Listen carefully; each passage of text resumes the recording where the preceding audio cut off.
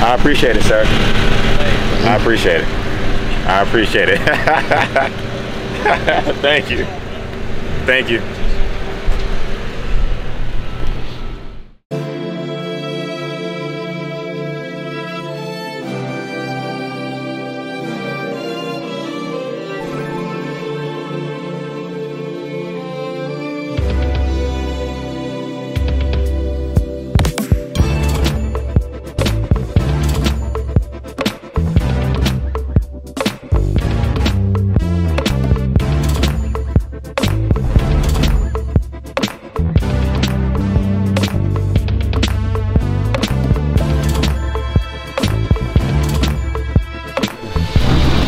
Hey everyone, welcome back. It's C Gonna Speed 252. I want to thank you for pushing that play button. If this is your first time stopping by, my name is Clarence, and I'm going to like you to push that subscribe button because I would love to have you part of the community, part of the channel, so you can grow with us. My goal is to reach 10,000 followers, and also talking about 10,000.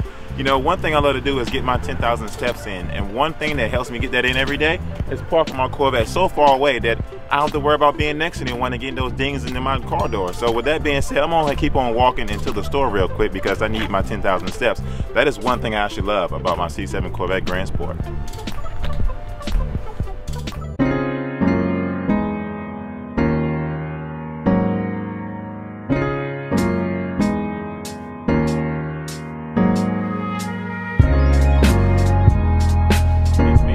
But the second reason why I love my C7 Corvette Grand Sport, and I know a lot of you ask me, is this actually a wrap or this actually like some type of paint job? This is actually a wrap. Let me tell you the reason why I actually decided to wrap my car. I wanted it to look different, but the reason why I decided to add a wrap to my car is because this wrap adds almost 755 extra horsepower on top of my current 460 horsepower. Why? Why do I feel like I need 755 horsepower? Because I need to beat the Priuses. I'm getting tired of Priuses pulling up beside me every day, honking their horn, talking about they want to race. And so I couldn't beat them with 460 horsepower, so I added a wrap on top of whatever I currently have right now in order to get the 755 horsepower. So if you come up beside me with a Prius, game over. I will win just because of the wrap.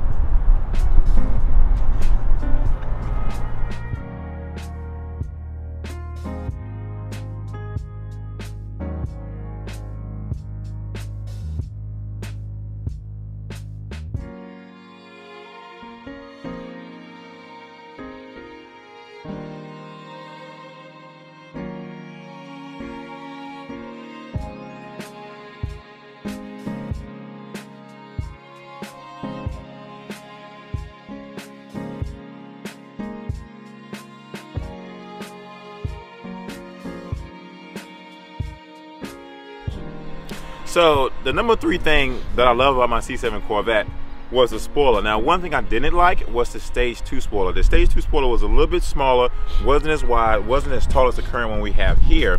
And the reason why I decided to get the Stage 3 spoiler because I could not afford the Stage 10 spoiler.